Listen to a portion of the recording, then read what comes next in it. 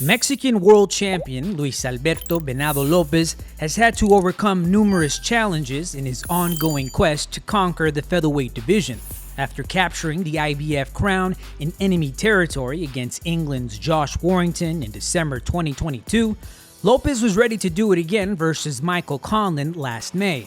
And despite a hostile Belfast crowd in a battle against a two-time Olympian with reach and height advantages, Lopez made the first defense of his title with an emphatic stoppage win.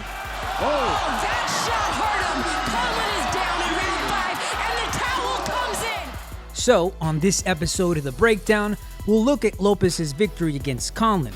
We're initiating his offense with power shots, punching from odd angles, and well-timed counters produced a fifth-round technical knockout. It's worth noting that Lopez only started boxing when he was 22, an age where many others have already progressed significantly in their pro careers.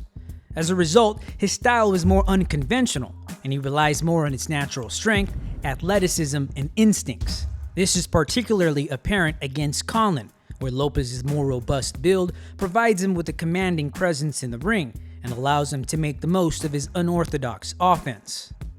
Now, Lopez has a good jab, but against a southpaw in Conlan, he begins his offense with power shots, as leading with the jab might open him up to counter right hooks and straight left hands. Conlan here uses an extended right hand to jab or control range, so Lopez begins to go under the right hand with lead left hooks to the body. Lopez can be very sneaky with that lead left hook, often timing it to land simultaneously with a Conlan jab. And Lopez doesn't just throw single power shots. He'll also burst forward suddenly with a combination, mixing in straight right hands with hooks and uppercuts both to the head and the body. Leading without conventional left hand tactics works in Lopez's favor, as a decorated amateur like Conlan is used to seeing combinations begin with some form of a lead left hand and not sudden bursts of uppercuts and hooks. Lopez will even unleash these combos while disregarding his own defense and standing flat-footed, as he focuses on dedicating as much power as possible to hurting Conlan.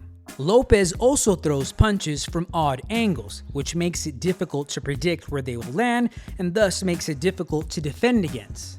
Many well-schooled fighters are taught to block punches with their gloves or to move their head to avoid punches, but against someone like Lopez, you risk getting hit around the gloves, and you can even risk moving your head right into a punch if you don't know exactly where it will land.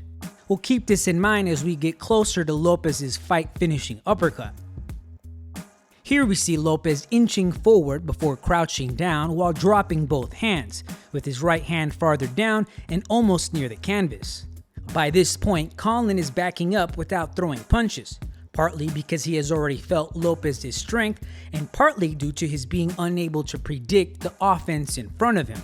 The positioning of his body and the fact that his eyes aren't facing the exact place to which he wants to throw momentarily confuses Conlan. Lopez then suddenly loops the punch around Conlan's guard and follows up with the left hand. Conlan is totally unprepared for the combination, and only after receiving the two shots does he begin to elevate his guard and smother, as Lopez begins to look for more openings. And it's when Conlan is at close range that he'll rely more on blocking with his gloves or moving his head to defend against punches. However, Lopez immediately takes advantage of this as soon as he feels that Conlan is close to him by launching his signature awkward and creative offense. Here we see Lopez forcing the action with the leaping left hook. Conlan is forced to fight at close range where Lopez can land a right uppercut and a left hook before continuing to exchange. The pace has been increased and it's one that Lopez can keep up with for a much longer time.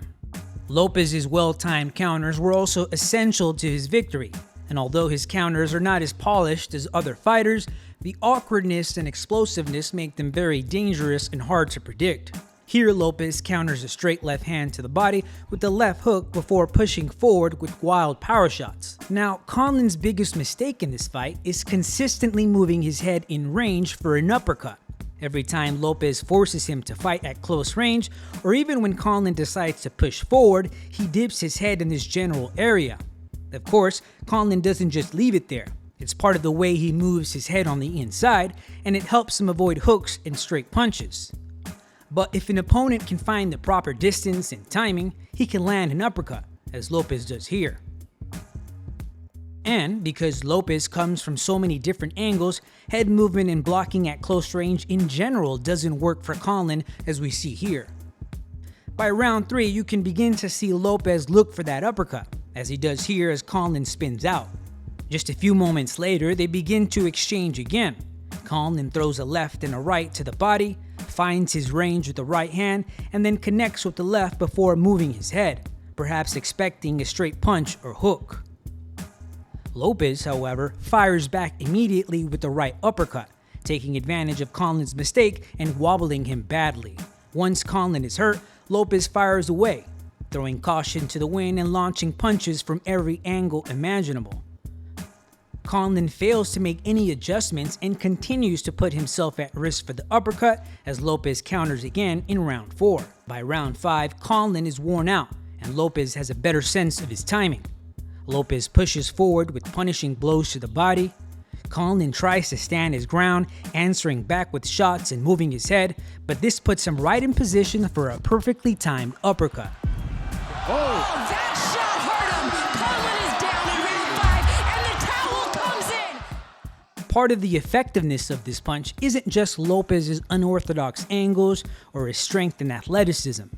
It's the fact that he used Conlan's mistake against him to time the uppercut, as Conlan's head movement contributed to the force of the punch, making it that much more devastating and forcing his corner to throw in the towel. That shot right there flattened Conlan. There was no question about it. That was a statement tonight from Luis Alberto Lopez. Lopez will defend his featherweight crown on Saturday, March 2nd, live on ESPN+.